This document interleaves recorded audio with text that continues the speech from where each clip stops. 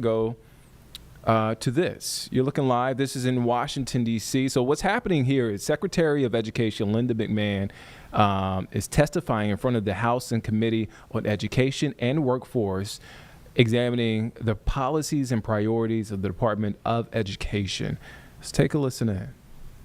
$7 million fine that was placed against Grand Canyon University. Can you explain why that happened? Let me think for a second. Let me review my notes on that because there were a couple of things I wanted to make sure I covered with you. We really found that the accusations against Grand Canyon, which is a faith-based organization, and we looked at all the facts of the case. I am familiar with the university. Really, my question is, how are those students going to be made whole if you are not allowing the university to pay the fines? What's the plan? I'm not sure that that's the right analysis of it, but I will look into it further and get back to you. And you'll give me back a writing? Yes, I will. Writing? Okay. Because we know that, you know, the president in whom you serve had a fraudulent university called Trump University, and he himself settled 3 lawsuits before becoming president. We know that there are roughly 1.4 million borrowers who have been approved for a borrower defense discharge and are still waiting for that process. How are you clearing out that backlog? In terms of the borrowed defense funds? Uh-huh. There are lists of that. I'll be happy to get back to you with those numbers. Okay. And while those students wait, can you give us a commitment that you are not going to collect that debt? Yeah, I'll have to get back to you on that as to what the situation is. And I don't understand how that's a difficult question to say yes to. They've been defrauded. They are waiting for relief. While they wait for their relief, well, they shouldn't have to pay back that debt. Well, if they've been defrauded and it's been adjudicated that they've been defrauded, then I will get back to you as to what the time frame is and why there's a holdup if there is. Okay. I'm not sure as I sit here right now. Wonderful. There was, I know that you've been questioned a lot on IDEA and its funding. I won't re-litigate those questions. I just have 2 particular questions to address, or 2 areas to address. We know that the IDEA, that you have gotten rid of the legal team that guides the states in implementation. How are you going to rectify that? I don't know what you mean by we've gotten rid of the legal team. We have had some reduction in force of There was a members. firing of the entire legal team. Well, we have other lawyers in place at the Department of Education, and we are The fully... entire team that was for IDEA has been fired. So how are you addressing that? Because we have other lawyers who are in place that can handle those things. And as I mentioned before, we have not missed any of our statutory requirements. Well, I do believe that firing hurts the implementation. We also know that you have gutted the Office of Civil Rights when there is already investigation backlog. How are you going to fix the discrimination claim cases that are out there?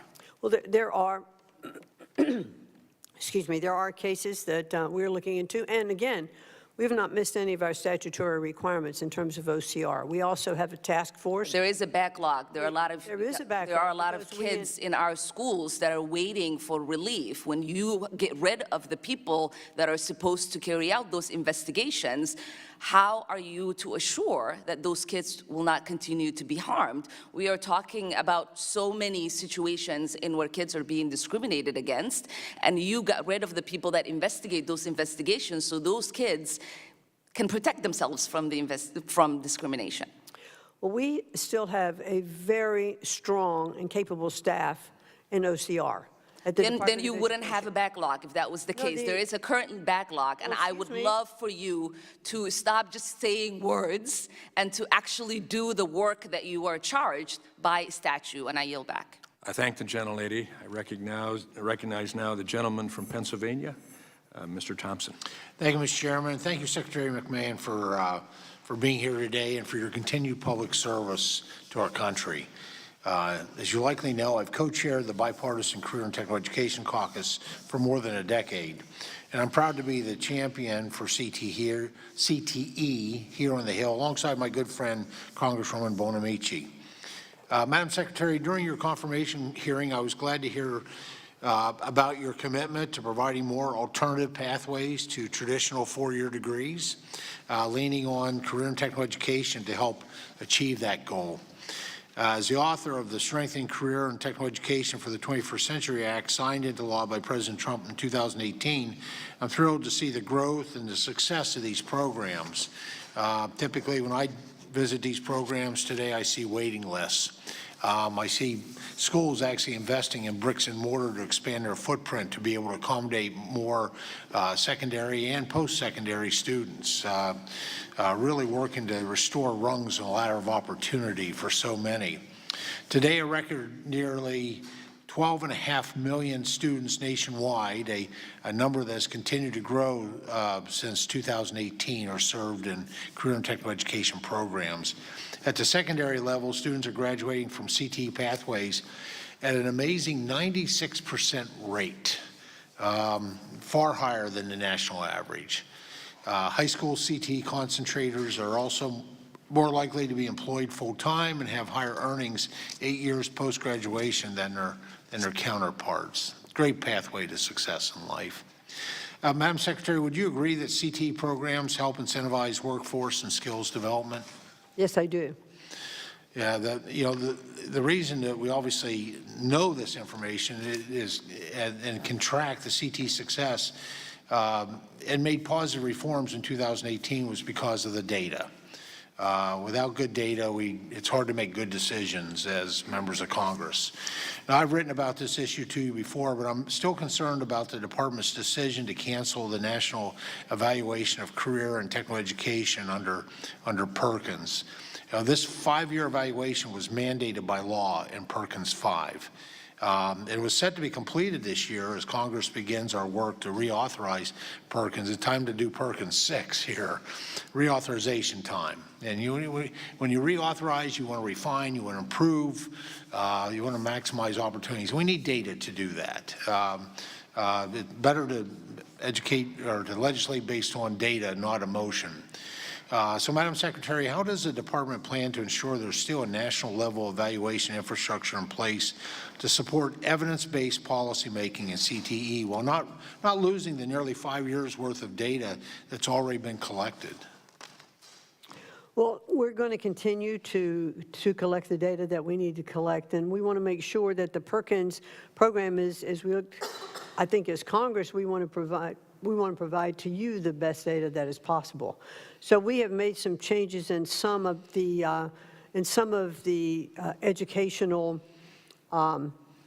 data collecting that we are doing. I'm not sure, as I sit here at this moment, if that's really pertinent to the Perkins data so much as it was the NAEP scoring and other educational policies. And I'd like to get back to you after I clarify that. Yeah, that'd be great, and I look forward to working with you because it would cause me concern that on year 6 of collecting that data, we use a different methodology. I mean, we need consistency, right? In terms of data, consistency is important in the statistical collection of data. So, quite frankly, I look forward to working with you because we need to go back and finish the process the way we legislated and the way we did the first 5 years. I think they'll set us up nicely for doing a great Perkins 6 reauthorization.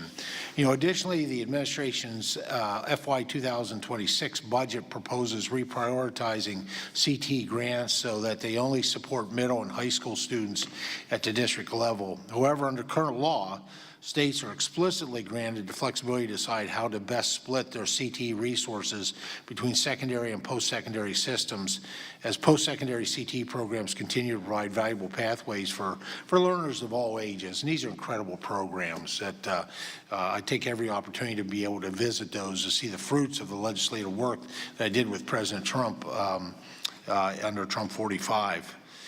with the modernizing career and technical education for the 21st century. Can you explain why the administration is seeking to limit CTE funds to K-12, despite Perkins' law explicitly supporting student transitions beyond high school, including into apprenticeship and other post-secondary pathways? Yeah, another area that I look forward to working personally with you on. Thank you. I'd look forward to that as well. I know the President is certainly, and the budget supports the directive of the President's executive order, preparing Americans for high-paying, skilled jobs, and that's one of the things that we'd like to focus on as well. That'd be great. The action by the department was kind of contrary to that. Very familiar with that executive Gentleman's time has order. expired. Oh.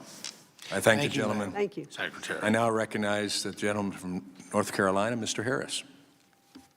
Well, thank you, Mr. Chairman, and thank you, Madam Secretary, for being here and for your patience and endurance throughout this hearing. There's been a lot said about the closing of the Department of Education and the activities that are being ensued. But, Madam Secretary, I want to ask you, is education mentioned in our Constitution? I don't believe it is in directives or agencies mentioned in the Constitution. Correct. Our 10th Amendment says that the powers not delegated to the federal government by the Constitution are reserved to who exactly? States. The states and the people. Yes. And my wife teaches 8th grade U.S. history, and I think even her 8th graders can piece together that if it's not mentioned in the Constitution, it must fall to the states and to the people. Sadly, some of our federal judges need to go back to the 8th grade and have that kind of class. Let me ask you this. Do you think a single district judge should be able to stop the constitutional actions of a president?